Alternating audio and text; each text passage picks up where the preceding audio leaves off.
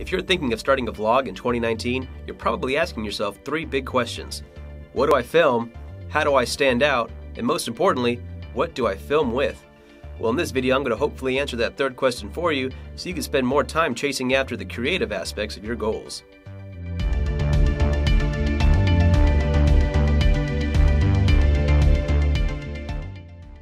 What's up everybody, welcome back to another budget-friendly review. In the last few videos, I went over a couple laptops to help you edit your footage, and then a pair of headphones to help you balance the audio in your footage. But darn it if I didn't recommend a camera to help you get footage in the first place. So today, I'm going to show you a camera that not only has great video specs, but also takes amazing photos if you're looking to do photography on the side. That camera, ladies and gentlemen, is none other than the Panasonic Lumix G7 mirrorless camera.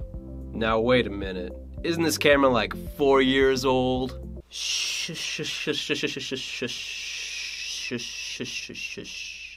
Don't worry about that. Now, while it's true that the G7 isn't the new kid on the block anymore, that still doesn't mean it's not a powerhouse entry-level camera. What it does mean is that there are tons of deals online for you to get not only the camera, but maybe wiggle in a microphone, an extra battery, or even a couple of lenses as well. And trust me when I say that this camera is worth the buy for anyone looking to start video work in 2019. With that, let's jump into the video specs and you'll see exactly why that is. The Lumix G7 has an impressive list of video features, including being able to record in 4K at 24 and 30 frames per second, as well as being able to record in full 1080 at 30 and 60 frames per second, which is what I record in to get that smooth vlogging look, and if I ever need to do slow motion video. I'm actually recording in that full 1080 60 FPS right now, so you can see what that looks like. And while this footage is color corrected, this is what uncorrected footage looks like, so you can get a sense of what that's going to look like. Color correction aside, this is still an impressive camera despite being released way back in 2015, especially considering there are cameras still out today that don't even have 4K video. The cheapest Canon mirrorless camera to have 4K video in it is the Canon EOS M50, and it costs over $200 more than the G7, and you don't want to know how much more you'd have to pay to get 4K video in a DSLR.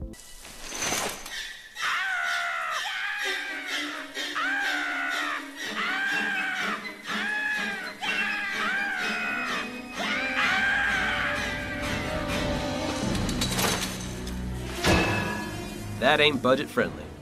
Another thing that the G7 has that surprisingly still isn't standard on all cameras is the fully articulating touchscreen.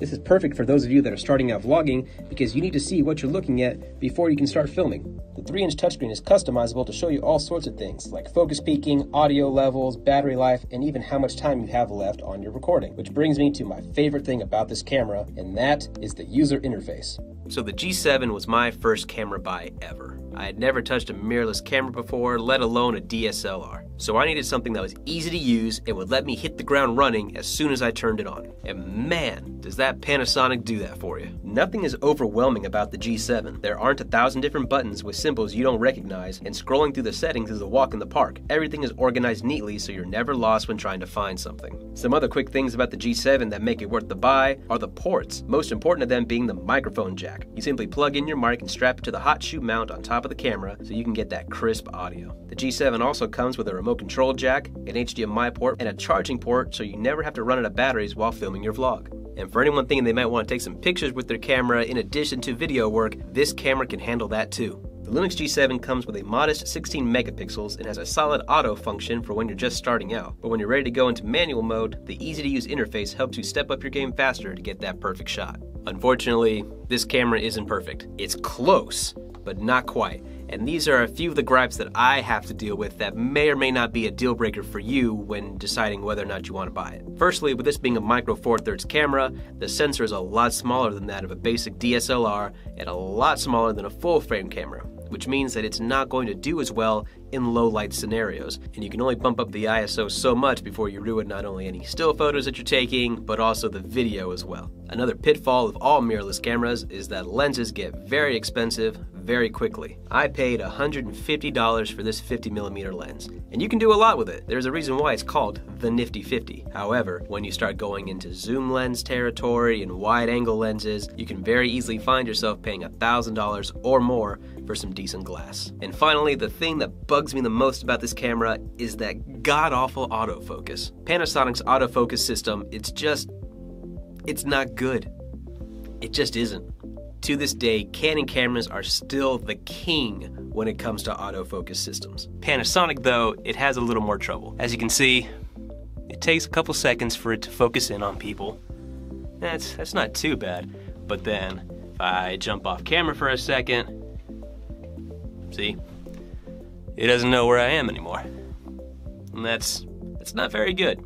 That being said, it was not a deal breaker for me, and I don't think it should be a deal breaker for you either, because the LCD screen on the Panasonic allows you to change the focus point instantly in manual mode, so that way you don't have to worry about losing focus for too long. And Panasonic has an app that lets you use your smartphone to control the camera remotely, so you don't have to constantly start and stop recording to adjust the focus. Not to mention, if you're going to be shooting vlogs, that means you're going to be stationary most of the time, so you can just set the focal point in manual and then leave it alone because you're not going to be moving around too much. But like the title of this video says, this is an entry-level camera. It is not supposed to be the end-all be-all for video making and vlogging. You don't need that right now. You're just starting out. And let me tell you, I've had this camera for over a year now, and as my skill level progresses, the better I am at being able to handle any shortcomings that the G7 has, as well as being able to discover any new tricks that the camera has to help me increase my video and photo game. And like I said in the beginning of the review, you just can't beat all of the features that this camera manages to pack inside it for the small price of $500 for the body. But if you click on the link below, you will find the exact camera kit that I purchased on Amazon, which comes with the body, a kit lens, and an extra battery, a 32GB memory card, a GorillaPod, a Rode VideoMic Go, and a bag to carry it all in for just $60 extra. Guys, a Rode VideoMic Go by itself costs $100 extra.